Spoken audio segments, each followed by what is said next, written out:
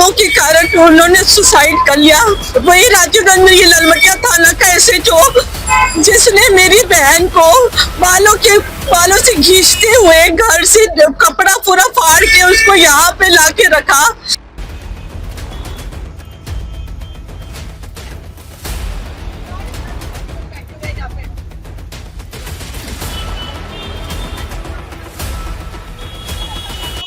भागलपुर से आई एक दर्दनाक खबर ने पूरे शहर को हिला दिया है। ललमटिया पासी टोला के रहने वाले और पंजाब के पटियाला में डिप्टी कमांडेंट के पद पर तैनात आयुष दीपक ने अपनी जान दे दी। एक ईमानदार अधिकारी, एक संवेदनशील भाई जिसने अपनी बहन के अपमान को सह नहीं पाया। आयुष दीपक ने अपने आखिरी खत उस सुसाइड नोट में लिखा कि ललमटिया थाना के पूर्व प्रभारी राजीव रंजन द्वारा उसकी बहन ज्योति के साथ की गई ज्यादती ने उसे अंदर तक तोड़ दिया। कहा जाता है घटना कुछ दिन पहले की है, जब ज्योति अपने मायके आई थी।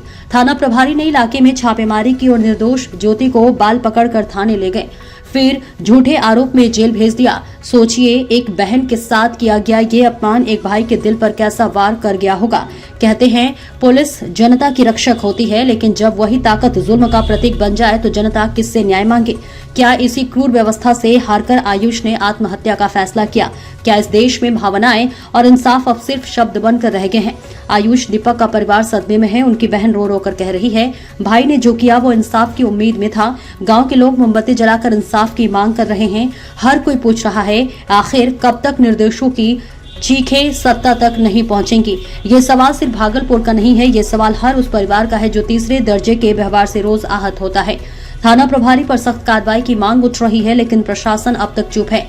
अधिकारी अब तक निलंबित नहीं हुए और जांच की बातें बस हवा में घूम रही है। क्या अब प्रशासन जागेगा? क्या न्याय व्यवस्था आयुष जैसे अधिकारियों के दर्द को समझेगी, या फिर ये केस भी उन फाइलों में दब जाएगा जिन पर धूल जमी हुई है? अब भागलपुर पूछ रहा है, आयुष दीपक की मौत सिस्टम की शर्मिंदगी होगी या बदलाव की शुरुआत? ये तस्वीर मेरे भाई का है जिसने राजीव रंजन के कारनामों के कारण उन्होंने सुसाइड कर लिया। वही राजीव रंजन ये ललमटिया थाना का एसएचओ जिसने मेरी बहन को बालों से खींचते हुए घर से कपड़ा पूरा फाड़ के उसको यहाँ पे लाके रखा।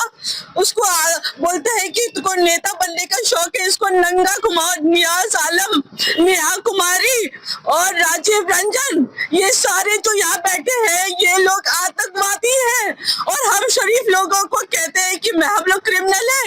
मेरे पापा जो डीएसपी थे, मेरी बहन जिसका हस्बैंड पीडब्ल्यूडी के इंजीनियर है, जो रोड पे आप खड़े हैं उसका ये रोड बनाते हैं पूरे बिहार का, और मेरे ब्रदर जो एसएसपी जो से अपना ये कमांडेंट है, डिप्टी कमांडेंट, बॉर्डर पे अपने बहनों की रक्षा करता है, देश की रक्षा करता है, और उसके घर में उसकी बहन की कोई रक्षा नहीं कर पाया।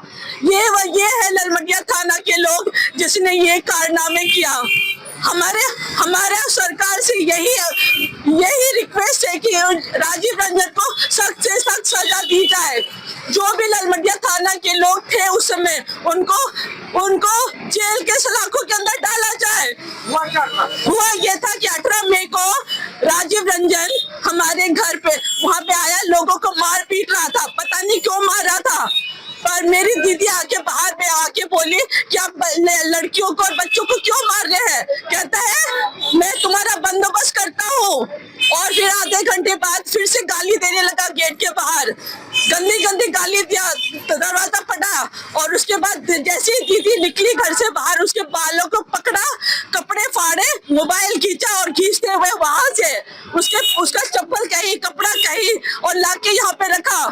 सारी रात तक जबरदस्ती उसको सादे पेपर पे साइन कराया। राजीव रंजन कहता है कि इसमें सारे धाराएं डालो। एक पुलिस की बेटी, एक बॉर्डर आर्मी की बहन और जिसका भाई इंजीनियर है, उसके साथ ये कैसा जुल्म है। मेरी माँ जिसका पैर टूटा हुआ था, घर पे बेड पे लेटी हुई थी। डीएसपी राकेश कुमार कहता है आपको तो बहुत लोग देखने वाले हैं। यहाँ पे आया, मेरी दीदी का भी हालत देखा, पूरा ऊपर का कपड़ा फट गया था, पूरा आधन नंग हो गई थी, उसके सामने गुहार लगाई कि मेरी माँ घर पे अकेली है। उसने एक ना सुनी, वो राकेश कुमार चला गया सुन के रात के 12 बजे। मेरी सिस्टर दीदी यहाँ रात भर रही। आज क्या कर रहे हैं आप? आज हम लोग यहाँ पे ललमटिया थाना के प्रति अपना कैंडल वॉच कर, अभी मैं कैंडल जलाऊंगी अपने भाई के तस्वीर के सामने।